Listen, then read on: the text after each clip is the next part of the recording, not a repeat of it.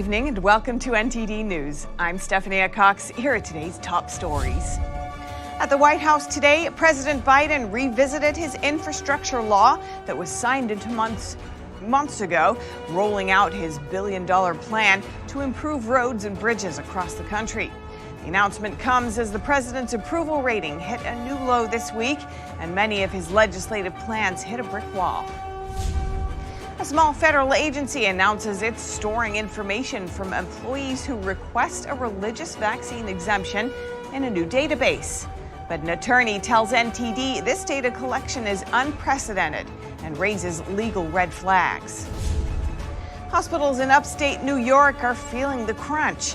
In some regions, hospitals have less than 10% of their beds available. But are COVID patients taking most of them? A medical researcher says a larger force is at work. The man who allegedly drove through crowds of people at a Christmas parade in Wisconsin had his preliminary trial.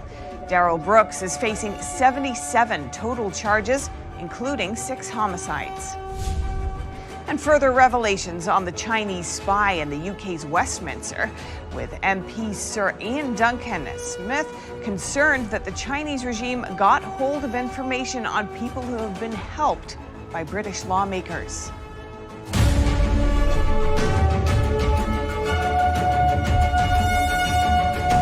At the White House today, President Biden revisited his infrastructure law. He gave details for rolling out his billion-dollar plan to improve roads and bridges across the country. NTD's Melina Weisskopf reports. The president is continuing to sell his infrastructure law, which was signed months ago. After a rough start to the new year and a hard week, the president is trying to remind the American people, highlighting what has been done on his watch. There's a lot of talk about disappointments and things we haven't gotten done. We're going to get a lot of them done, I might add.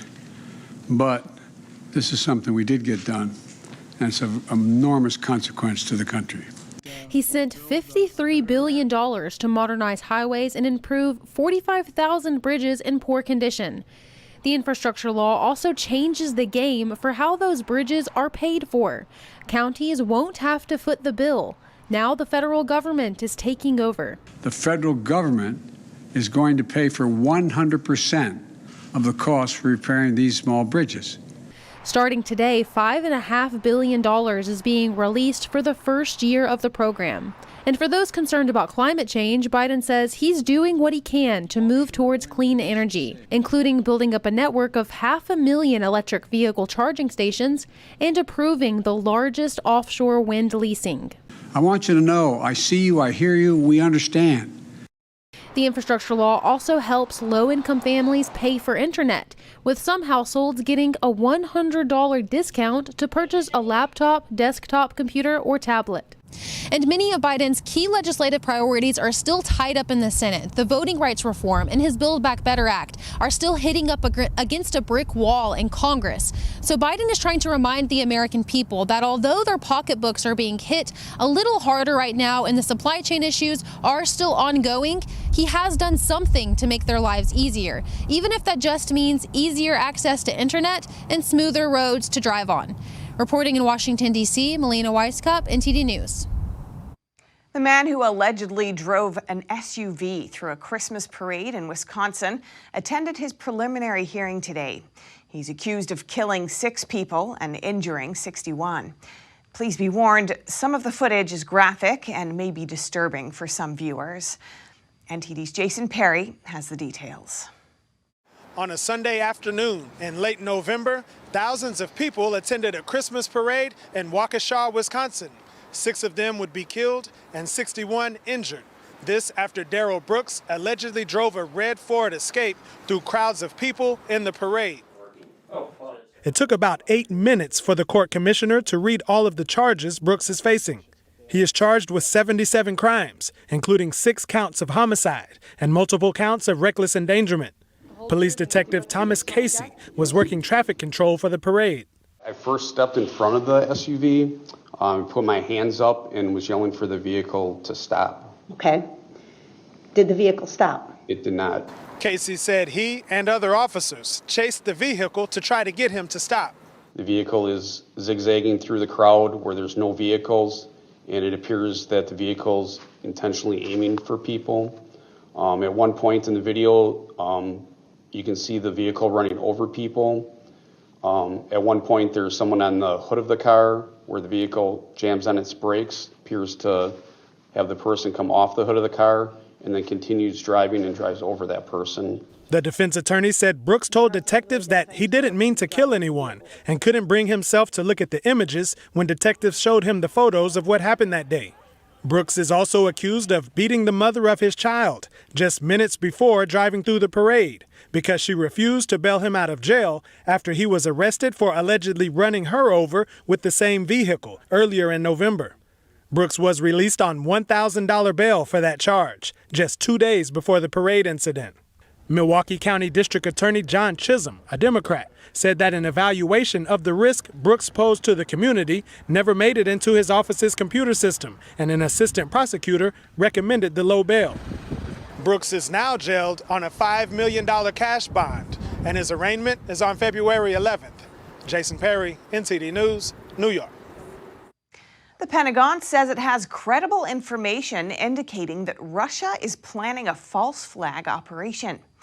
In other words, Russia may be trying to create a pretext to justify invading Ukraine.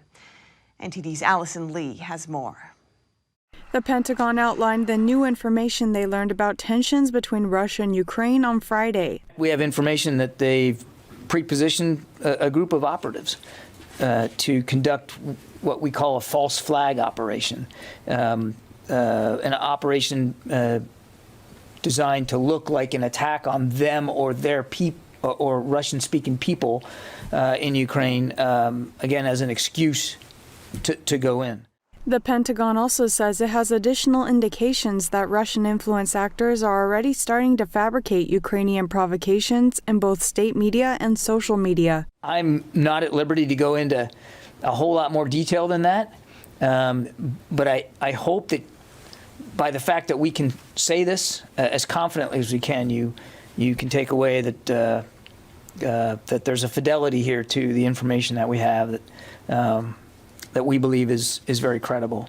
The Pentagon notes that Russian President Vladimir Putin is probably aware of those plans. Allison Lee, NTD News. And now to the UK. The MI5 Chinese spy revelations continue. Yesterday, the Speaker of the House warned members of Parliament that an agent has infiltrated Parliament on behalf of the Chinese Communist Party. She's been identified by the security service as Christine Lee and has been active at the heart of Westminster for years. Photos show her with former prime ministers, while media reports reveal she donated over £400,000 to Labour MP Barry Gardiner. NTD's Jane Werrell has more. A suspected agent of the Chinese Communist Party, Christine Lee, who's been active in Westminster for years, pictured here with MP Jeremy Corbyn, and was also given an award by former Prime Minister Theresa May. But now, in this security alert emailed to MPs, MI5 warned that Lee knowingly engaged in political interference activities. Mr. Speaker has been contacted by MI5 and is now warning members of Parliament.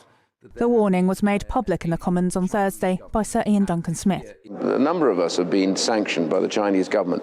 And, we've been working with people trying to flee Hong Kong from this abusive regime and the terrible arrests that have been taking place of democracy campaigners. And I'm now concerned that our offices may well have been targeted because we have information about who some of these people are. I'm a member of the thing called Interparliamentary Alliance on China. And, we do a lot of work to try to help those who are for freedom and democracy and freedom of speech. And I don't want us to be this source of information about them that goes back to the Chinese government for them to be arrested or their families to be abused. This is a serious, serious issue and has massive repercussions. An image of Lee brushing shoulders with former Prime Minister David Cameron has made the rounds, and at the centre of the scandal, Labour MP Barry Gardiner. He took hundreds of thousands of pounds from Mrs. Lee, employing her son as a manager in his office up until Thursday, when the security services warned him she was a spy. But he's said that he denies feeling a fool. The Home Secretary says they are looking into the next steps as her actions are currently below the criminal threshold. It puts MPs on notice, it gives the alert about this individual, the type of activity that this individual has been involved in, but also there is ongoing work in terms of what further measures, actions and steps that we can undertake, and that's really important. Patel said any foreign interference could do harm to our country and do harm to our democracy. The UK's Chinese embassy denies the link and calls the revelations smearing and intimidation. Christine Lee's company website lists her as a legal advisor to the Chinese embassy in the UK, and separately she's appeared in footage and images alongside CCP leader Xi Jinping. Now, this comes after a stark warning issued by the head of MI6 last November, saying that China is one of the biggest threats to the UK and its allies. Earlier, Downing Street said in a statement that it's deeply concerning that a Chinese agent is targeting UK MPs. Jane Worrell, NTD News, London. The United States Marine Corps is the first and only military branch so far to approve religious exemptions from the vaccine mandate. They've approved 2 requests out of more than 3,300 submitted. NTD interviewed 2 attorneys on what this means. The U.S. Marine Corps said in a statement on Thursday that it approved 2 religious exemptions. This comes after a federal court blocked the vaccine mandate for a group of Navy SEALs earlier this month. The SEALs sued because the military denied their religious exemptions. Sean Timmons, an attorney at Tully Rickney, tells NTD that the Navy SEAL court ruling had an impact on the Marines' decision. The judge basically told them, look, you're violating the law flagrantly here. It's outrageous and unbecoming of the military to tell sailors and Marines and other members of the armed forces we have a religious accommodation process, but then not grant any actual accommodations. It's really fraud. The Marines got 3,350 requests for religious exemptions and have so far rejected over 3,200 of them. They granted only the 2 exemptions almost 2 months after the deadline for troops to get vaccinated. It's no different than a bank robber, after being caught robbing the bank, trying to then tell the authorities, oh, actually, I was only borrowing the funds. Here, have it back. The other service branches got over 2,000 requests for religious exemptions each, and they haven't approved any of them. Harry Meehet, an attorney from Liberty Counsel, is representing a separate group of military plaintiffs suing over the mandate. He also tells NTD that the military's religious exemption process is a sham. It's enough to show, though, without any doubt, that religious exemptions are not being honored, are not being given by the military. And even though the government claims that it has a process in place, the process is only a sham. Court records show that even if troops get religious exemptions, they are still considered non-deployable, unless they also get medical exemptions. And the Marine Corps declined to give details of the 2 approvals. If they were actually in the process of granting requests in good faith, they wouldn't be hiding the ball. All we have is just this cryptic figure of 2 without any explanation or detail. As part of the Liberty Counsel's lawsuit, a federal judge ordered military branches to provide the court with a detailed report on religious exemptions every 14 days. The New York governor recently stopped some hospitals from performing money-making surgeries that could help patients in the long run. She put in a 2-week suspension because upstate hospitals are running low on beds. A researcher says a staff exodus is driving the crunch. NTD's Miguel Moreno has that story. Patients are filling up some hospitals in upstate New York nearly to the brim. As of January 12th, 3 regions each had 10% or less of their beds available. New York's dealing with a surge in COVID-19 infections, and the number of infected patients is rising. But state data collected by the Empire Center, a government policy think tank, reveals 2 things. 1, the bulk of upstate patients aren't COVID patients. And 2, the hospital system has an underlying condition. So using that data, you could see how did they get to be above 90% capacity? Was it because the number of patients went up, or was it because the number of beds went down? And the answer was it was because the number of beds went down. Bill Hammond of the Empire Center blames a loss of workers for this problem, a problem that he says has gnawed at the industry since July. That's before the state's vaccine mandate for medical workers was introduced. While the vaccine requirement contributed to the shrinking number of workers, Hammond says there are larger forces at work.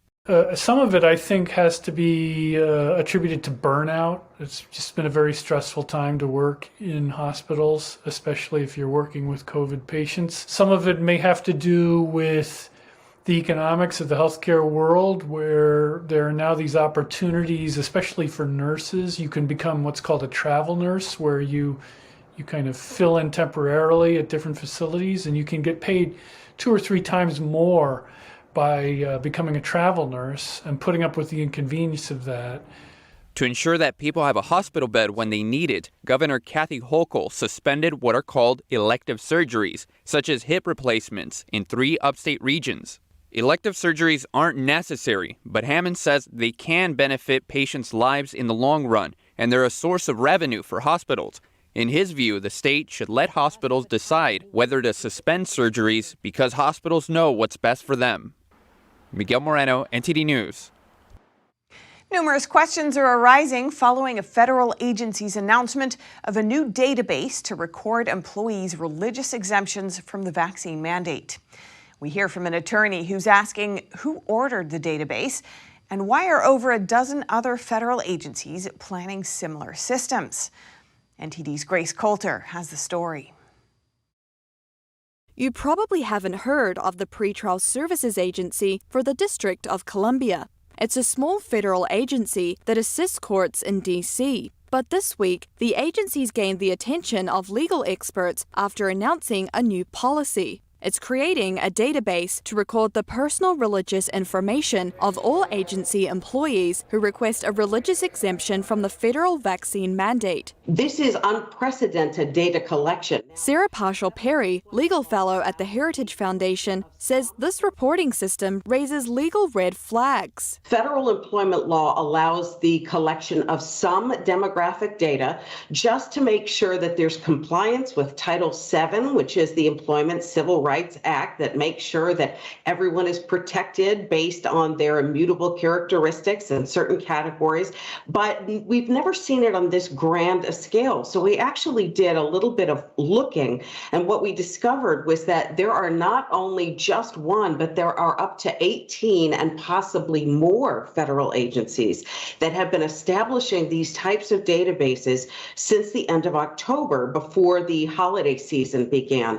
And the databases, it looks to be, are able to communicate with one another, which indicates to us that the federal government may be setting up one single database for all federal employees who've had religious objections to the vaccine mandate. We found that very disconcerting. The announcement doesn't explain why the Pretrial Services Agency needs to create the system, stating only that it will assist the agency in collecting and storing the religious information. Parshall-Perry says while the Privacy Rights Act of 1974 does allow for certain record keeping, it requires confidentiality and consent from the individual whose data is being collected. She says it's unclear whether the agency is following either of those provisions. It bothers us tremendously to know that there is the potential of the creation of a single federal database for religious Americans who have all sought some kind of an accommodation or exemption. Over the last year, concerns have been raised both in the US and worldwide that governments could use the pandemic as an opportunity to implement broader public monitoring systems, such as through digital vaccine passports. Some fear that such measures could edge closer to the likes of the surveillance state and social credit system seen in communist China. Parshall-Perry says she thinks this is a well-founded concern. I think the more mandates that we see from the federal government, the more direct influence the federal government has on individual lives including attempts to make sure that they can determine what health care options and what health choices are best in the lives of individuals, I think we do inch precariously closer to those kinds of totalitarian systems. And if they can do this with a medical emergency or an ongoing pandemic that they tell us is never going to end, then there really is no end to government power, and we find that very unnerving.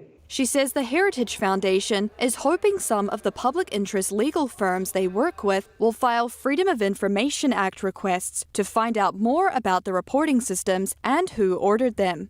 Grace Coulter, NTD News, New York. Prosecutors are charging 4 suspects involved with the death of an LAPD officer. The cop and his girlfriend were reportedly house hunting when they were robbed. We hear more from NTD's David Lamb. Federal prosecutors have charged 4 people in connection with the robbery and killing of an off-duty Los Angeles police officer. The 4 suspects, between the ages from 18 to 34, are allegedly tied to a street gang known as Florencia 13, or F-13, according to an FBI announcement on Thursday. As you know, an FBI agent swore out and federal prosecutors filed a criminal complaint charging 3 members and an associate of Los Angeles street gang with violating a federal racketeering statute for their roles in the robbery and fatal shooting earlier this week of Officer Arroyos. Officer Fernando Arroyos, age 27, was fatally shot on Monday at about 9:15 p.m. Authorities said he and his girlfriend were house shopping when the suspects approached them with guns. At some point during the robbery, they exchanged gunfire. It's been nonstop day and night for the last 4 days, and we have made enormous progress. Arroyos' girlfriend was not physically injured. The 4 are charged with violent crime and racketeering, which carries a potential death penalty or minimum sentence of life in federal prison without parole. The LA County Sheriff's Department and FBI are continuing their investigation. David Lamb, NTD News, California. Up next, a shocking video emerged showing a carjacking in broad daylight in the middle of Manhattan. Calls are growing to remove Manhattan's new district attorney, who vowed not to prosecute certain crimes. And the NFL's postseason starts. All 6 of the matchups, the first ever Monday night playoff game, and the battle in frigid temperatures. That and more in just a moment here on NTD News.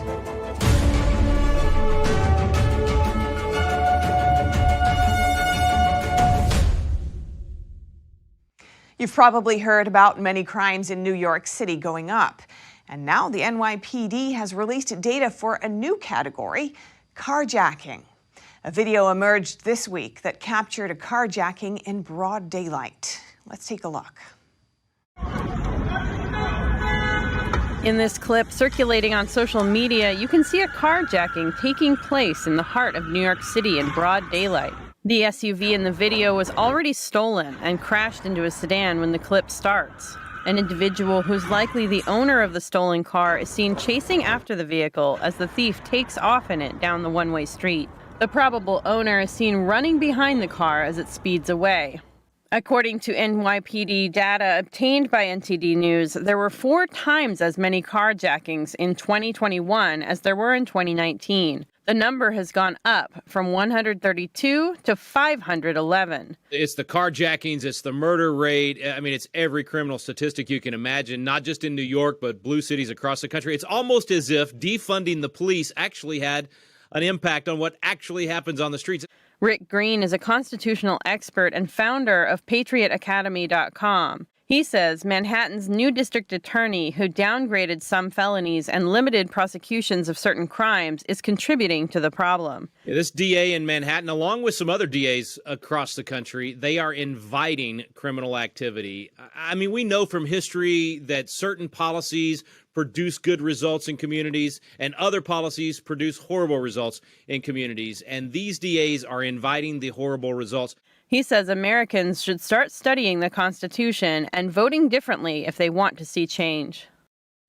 Manhattan's new district attorney, Alvin Bragg, wants to make imprisonment a matter of last resort.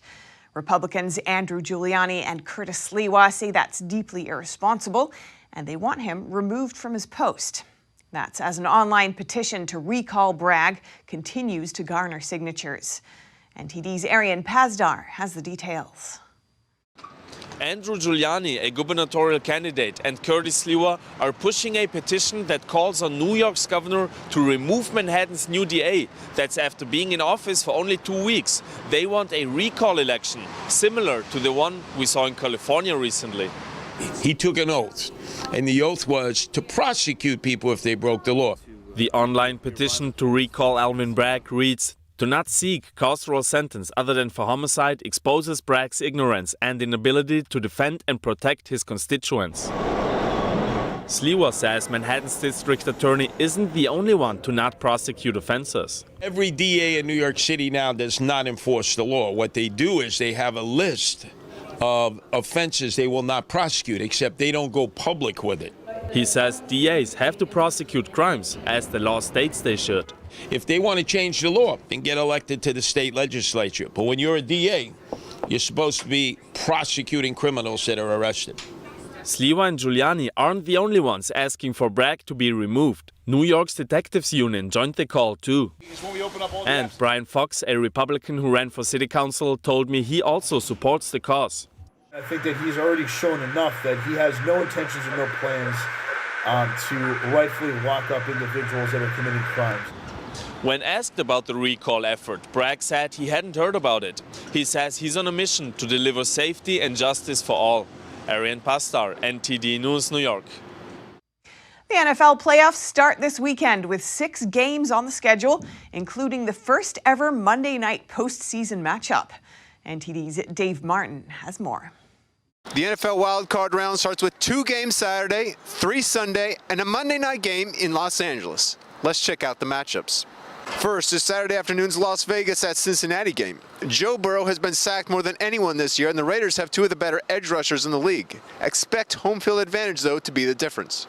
Saturday night's New England at Buffalo game will be a frigid matchup with temperatures expected to hover around 0 degrees at kickoff. The last time the Patriots visited, Bill Belichick passed just 3 times because of the windy conditions, and he won. Expect a similar game plan from both teams. The Sunday 1 p.m. game features the Eagles at the Buccaneers. The defending champs are favored but banged up. Fortunately for them, Leonard Fournette is scheduled to return. Dallas hosts San Fran in the second game, and the timing couldn't be better for the Cowboys as Dak Prescott is on fire. If the Niners aren't able to establish a run game early, expect a big Dallas win. Pittsburgh, Kansas City is a Sunday night battle and could mark the end of Ben Roethlisberger's career. The big question, though, will be whether the Chiefs can keep T.J. Watt from getting to Patrick Mahomes. Finally, the Monday night game. This kind of game is why the Rams mortgaged their future to bring in Matt Stafford. Arizona counters with a likely returning J.J. Watt, but the bigger issue may be L.A. containing Kyler Murray. Dave Martin, NTD News, New York. Coming up, a pastor in Chicago has isolated himself on freezing rooftops for 100 days. He's raising both awareness about gun violence and funds for his grassroots support program. Joining the California exodus is a sticker company. The president says he doesn't like the state's policies, high taxes, and social issues, so they're moving to Utah.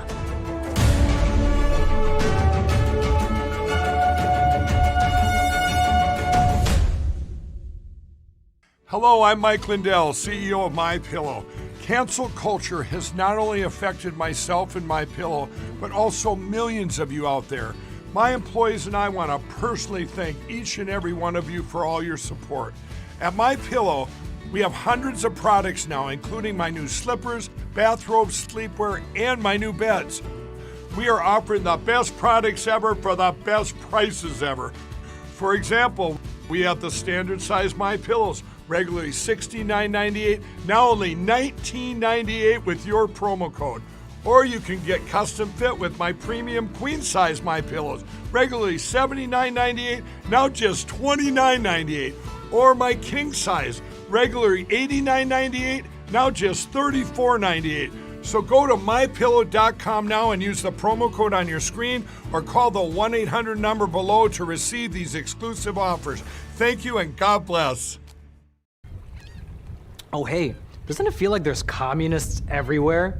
In fact, the Chinese Communist Party has been subverting America from every angle. So whether it's compromising our politicians, controlling Hollywood, manipulating Wall Street, or infiltrating our schools, they have stopped at nothing to take down America.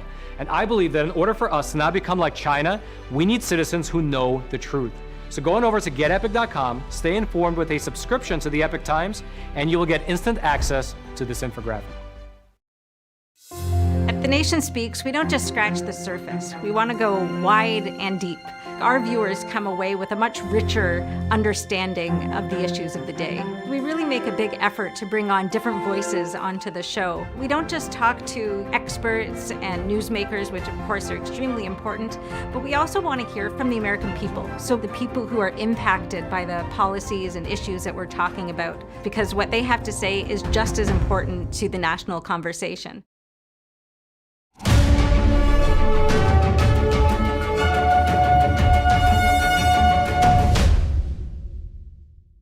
A Chicago pastor is spending 100 days on a freezing cold rooftop to raise awareness of rampant gun violence. The modern stylite wants to bring grassroots change instead of legislation or claims of racism. Amidst Chicago's long, cold winter, Pastor Corey Brooks is spending the freezing days and nights atop 8 stacked shipping containers. The site holds a special significance to Brooks. Yeah, this is going to be the site where we're going to build the center and help transform the lives of a lot of people. We are currently over $2 million that we've raised since November the 20th, which is really good in 53 days. We still have a long way to go. Brooks' goal is to raise $35 million to build a new facility for the 10-year-old community center. Brooks thinks that the solution to social issues is not from the government. We use more of a grassroots effort because we don't want to have a sense of dependency upon government to have them try to come in and solve our issues because they don't do a good job in solving problems. We're not trying to legislate laws, we're trying to change hearts. And laws never change people's hearts. Brooks also disagrees with BLM's movement in improving black lives. We're totally opposite, totally different in every way. Black Lives Matters wants to portray is that everything is based upon racism, that all the systems of America are racist, and that systemic racism is an issue. For me, racism does exist, but racism is not the biggest problem that we face here on the south side of Chicago and in these urban areas. It's just not. One of those problems is the fact that we have upward of 80% of our households are single-parent households. Fathers are absent from the home. That's not a racist issue. That's a morality issue. That's a family issue. Brooks is raising funds for Project Hood, a nonprofit he started in 2011 during a similar rooftop activity. The current director of Project Hood said he was one of the fortunate local children to have support from both parents. That's not the case for a lot of the children here, and many of them are really raising themselves to a large degree. I mean, the kids that are committing a lot of the violence that we see are very, very young, right? So that's why it's so important that we have the community center and have the programs for them so that we can reach them when they're very, very young. Because by the time they're like 14, 15, 16, 17, oftentimes, unfortunately, it's too late. Alexander thanks Pastor Brooks for being a pillar in this project. Absolutely, he serves as a mentor, as a father, as a spiritual father as well. There are a lot of kids around this neighborhood who call him Pops very, very affectionately. That's what's really going to make us very, very successful. We're believing God that there are going to be people whose hearts are generous, who want to help, who understand the plight of what's going on and the struggle of what we're enduring. Brooks has high hopes for his fundraising goal. His team hopes to raise as much as possible by February 28th, the 100th day of the rooftop stay. Another California company is leaving the state. This time, it's a beloved sticker company. NTD's Eileen Ang hears why from the company's president. Since 1979, Mrs. Grossman's paper company has been producing stickers and creative products for the young and old worldwide. Mrs. Grossman's son, Jason Grossman, is now running the company. He says the past 2 years have been challenging with pandemic lockdowns, causing them to lose 30% in sales. I'm not happy with the way the government's going right now. I'm tired of the taxation. I'm tired of all the crises we have, roads being one of the big ones I have. The state's policies and high taxes also contributed to his decision to move. And them just throwing money at it, taxing me more, And I just don't feel I'm getting any bang for my buck. I feel I'm just a piggy bank to them. Now the Bay Area-based company is moving from Petaluma to Kanab, Utah, a small town north of the Arizona state line. Grossman says he has a summer home there, but he's not planning for retirement. I'm actually doing the exact opposite. I'm going to keep the company going. I bought a warehouse down there for, honestly, probably almost 75% cheaper than here. And I'm going to do the stickers in there, but I'm also going to open a museum featuring Americana, Western history, and I have a large muscle car collection. So we're going to do something we enjoy to do. His 89-year-old mother still lives in California, so he will be back to visit. He's planning to pass the company to his stepson. They are currently packing up. The moving trucks will arrive Monday to drive to Utah and unpack on Wednesday. Until things settle down, the California store will remain in operation for a few more months. Eileen Ang, NTD News, California. Virgin Orbit launched a rocket into space on Thursday from a jumbo jet flying out over the Pacific Ocean. Let's take a look. Cosmic Girl orbit base on the S-turn maneuver. The jet, known as Cosmic Girl, took off from California's Mojave Air and Spaceport with the Virgin Orbit's rocket tucked under its left wing at 1:39 p.m. on Thursday. An hour into the modified Boeing 747's flight, the 70-foot-long booster rocket detached and ignited at an altitude of about 35,000 feet, hurtling toward the stars. I mean, one of our satellites that is going up today will be monitoring agriculture and crops around the world and so on. All 7 satellites were safely delivered to a low Earth orbit. And the tremendous thing about using a 747 is we can put them into, any orbit from anywhere in the world. Among the launch satellites, one is for the U.S. Defense Department, the other is for the Polish company Sat Revolution, and another is for the international company Spire Global. This is the third launch carrying customer satellites. The first launch carrying multiple satellites into orbit was in January last year. Virgin Orbit was founded by British billionaire Richard Branson in 2017 in Long Beach, California. The company is targeting the space market for launching small satellites. Now they are planning to run 6 more space missions this year and expect to launch from the United Kingdom for the first time. And if you're looking for fun activities in New York City, you might want to check out the Bank of America Winter Village at Bryant Park. The popular bumper cars on ice are back. The attraction is open until February 28th. It's open from 2 p.m. to 8 p.m. Monday through Friday and 11 a.m. to 5 p.m. on Saturdays and Sundays. And for the first time this year, the park is offering special late-night rides on select days. Each ride will last 10 minutes, and you'll have to book a time slot beforehand. Tickets start from $20 each, and you can book them at wintervillage.org. And coming up, could the U.S. lose all its flights to China? Beijing is imposing strict travel controls and canceling numerous U.S. flights in response to a surge in new virus cases. And as restrictions continue to close in on the unvaccinated, a journalist and policy analyst says the monitoring methods used to track unvaccinated people are starting to resemble the Chinese Communist Party's social credit system. Find out more in just a moment here on NTD News.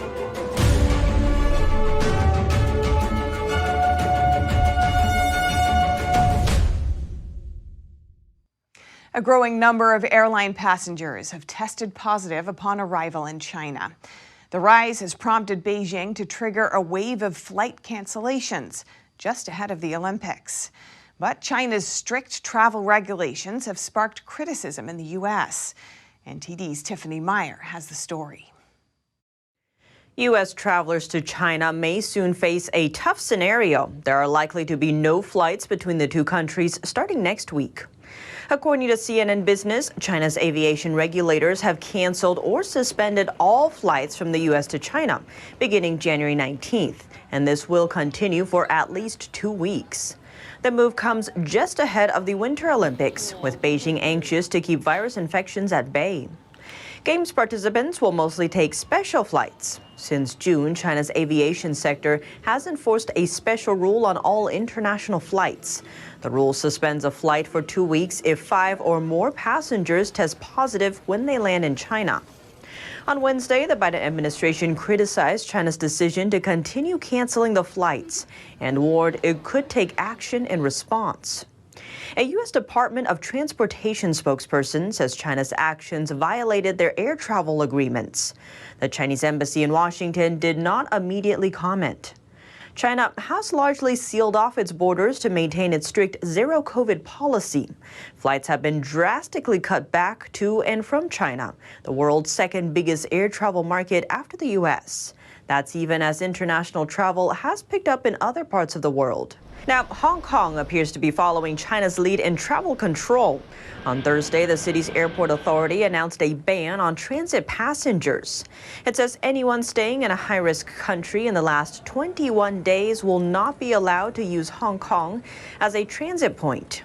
That means travelers from over 150 countries will be affected by the new measures, including the U.S.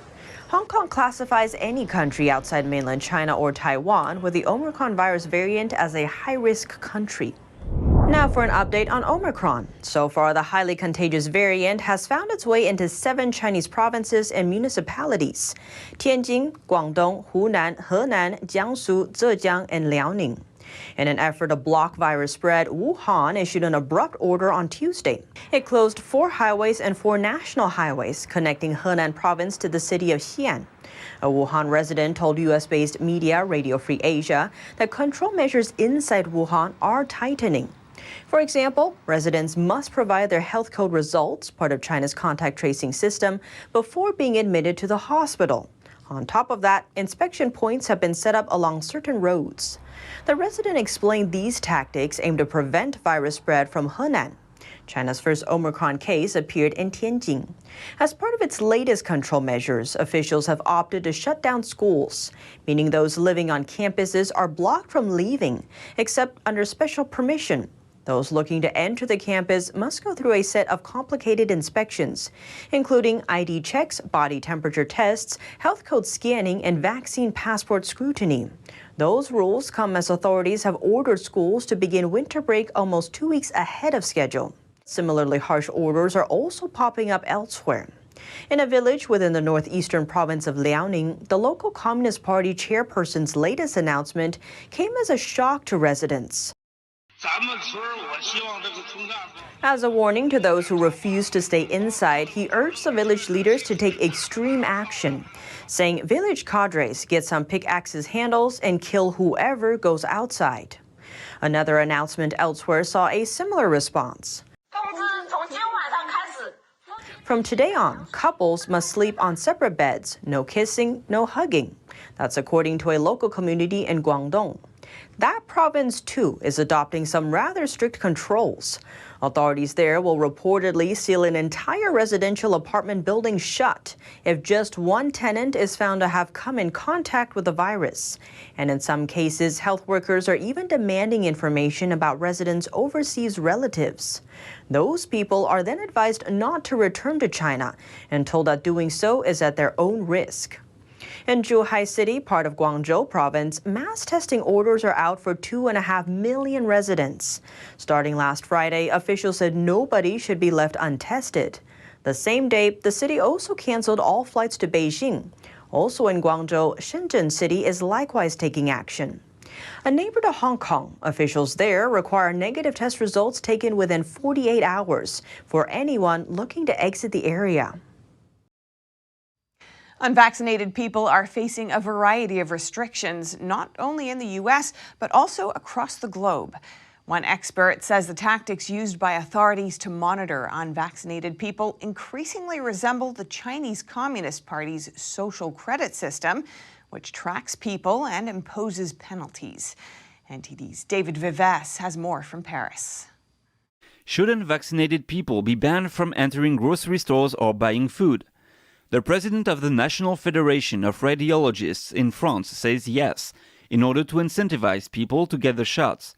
Eric Verag, journalist and founder of a digital media website, filed a lawsuit against the federation over what he calls incitement to discrimination. There have been calls to prevent people from entering grocery stores and buying food.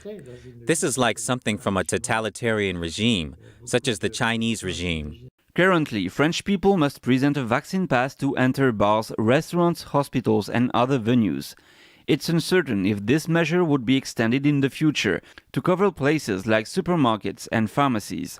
But other countries have already tightened the rules for the unvaccinated. In Germany, unvaccinated people have been banned from entering stores to buy non-essential goods since December 2nd.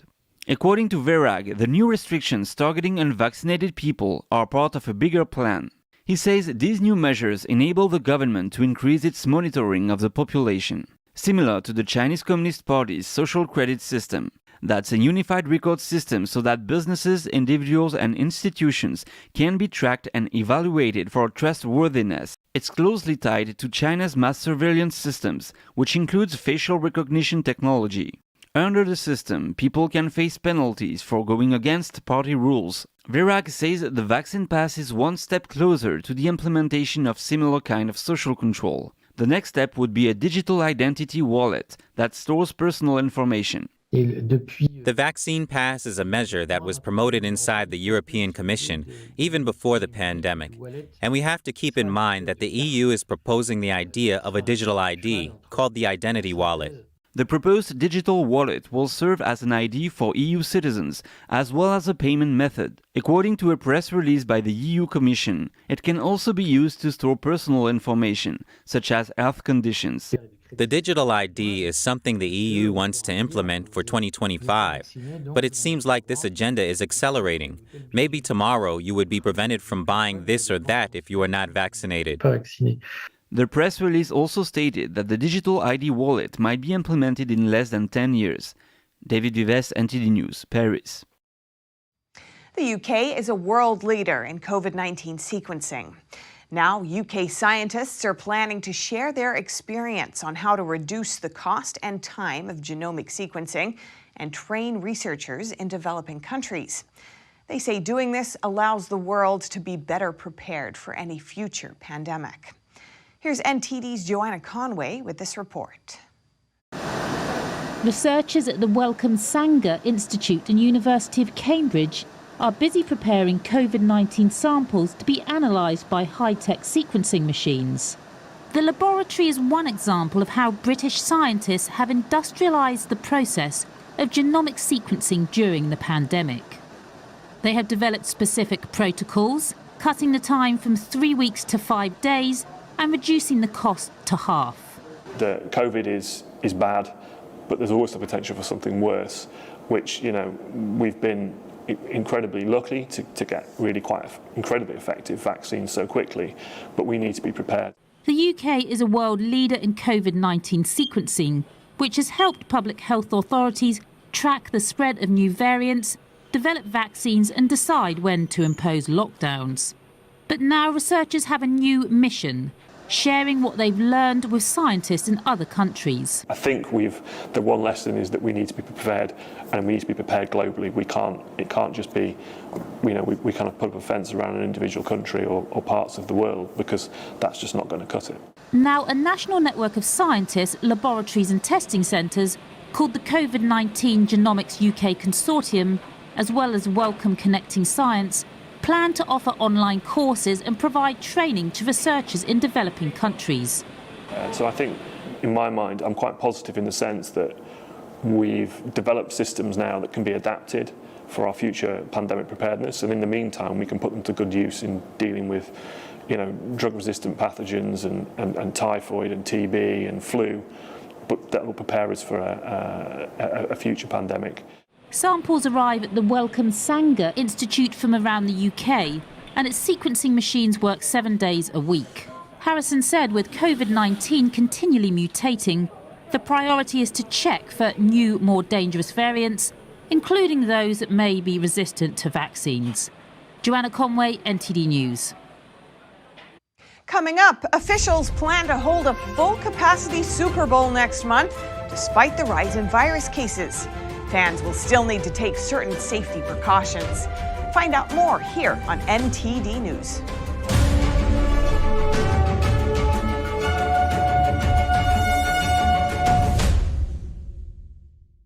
You worked hard for your money. You invest in stability for your retirement and your family's future. to build and leave them with something greater. The next unprecedented financial crisis, political misstep, or unstable government can depreciate it all away. It was called the gold standard for a reason, the financial preservation of tomorrow. Diversify your assets against inflation, market volatility, and the unknown with real money. Hedge your wealth with the purest form of money, physical gold and silver. Because any currency printed on paper can be manipulated. What's backing up your IRA? Do what you need to do right now to be prepared with the Reagan Gold Group. Visit now, rggusakit.com, or call us at 866-912-1384. Receive up to $2,500 in free silver coins and a free safe with your new precious metals IRA. Call now.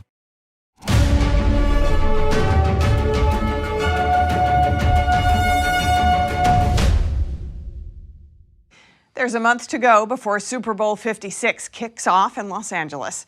NFL officials said on Thursday the game will be played before a full house at SoFi Stadium, despite a surge in COVID-19 cases. The NFL plans for the Super Bowl to be played in front of a full house. That's what officials said on Thursday, despite a surge across the U.S. in cases of the Omicron COVID-19 variant.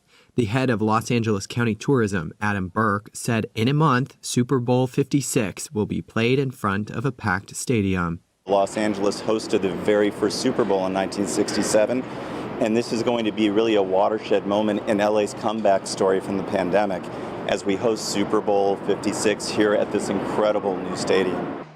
Fans who come to the new SoFi Stadium will be required to show proof of vaccination or a negative test. They also must wear masks when not eating or drinking, but officials made it clear there will be no capacity limit set in the over 70,000-seat venue. We hosted Super Bowl last year in Tampa, obviously to limited capacity, so to do it now after an amazing season, it's been such an exciting season, the games have been amazing, so to cap off with a full capacity Super Bowl here at this unbelievable stadium, I mean, we couldn't be more excited. The halftime show will feature LA rappers Dr. Dre, Snoop Dogg, and Kendrick Lamar, as well as Eminem and R&B singer Mary J. Blige. Holiday festivities aren't over yet. Many Russian Americans still observe the Orthodox New Year, which is today. NTD's Chen Yun was at an event in Manhattan where people celebrated the old and the new. January 14th is Russia's Old New Year. It marks the beginning of the year on the Julian calendar, which Russia used before the 1917 Communist Revolution. People gather to celebrate in Manhattan with traditional Russian songs and dances in authentic attire. The event is hosted by the Russian Heritage Foundation. It's been held for years in St. Petersburg, Florida, but this is the first time it's taking place in New York City. I spoke with Margot Katsmatidis, whose mother founded the Russian Heritage Foundation. She traveled all over the state to teach Russian culture, but all the time saying that America is the most wonderful, free country in the world. Also at the event was newly elected New York City Councilwoman Inna Vernikov, who's originally from Ukraine. Many people who live in America, who are Americans, come from different countries from all over the world, and we are a nation, a country of immigrants, and I think it's very important for immigrants and other Americans to know about all the cultures and where people come from, their traditions, and to keep those traditions alive. She says she has a great appreciation for America's opportunities and freedoms, largely because her family had been through communism. I was very little when I came here, but I do remember actually standing in very long bread lines and in lines for milk, for really basics, with my grandfather. You know, for an hour, 2 hours, we would get one ticket to get one piece of bread, one bottle of milk for the entire family. It's a day that honors traditional Russian culture, but Katsmatidis says it's also a celebration of America. I think all Americans should remember their roots, where their families came from, the price they paid for American freedom, and that their children never forget. Chenny Wu, NTD News, New York. And that's all for today's news. Thanks for tuning in. I'm Stephanie Cox.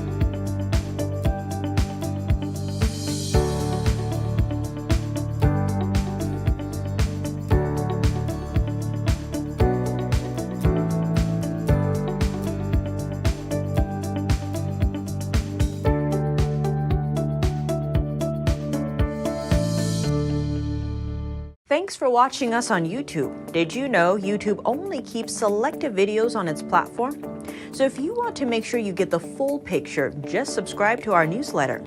Go to newsletter.ntd.com and sign up. It's free.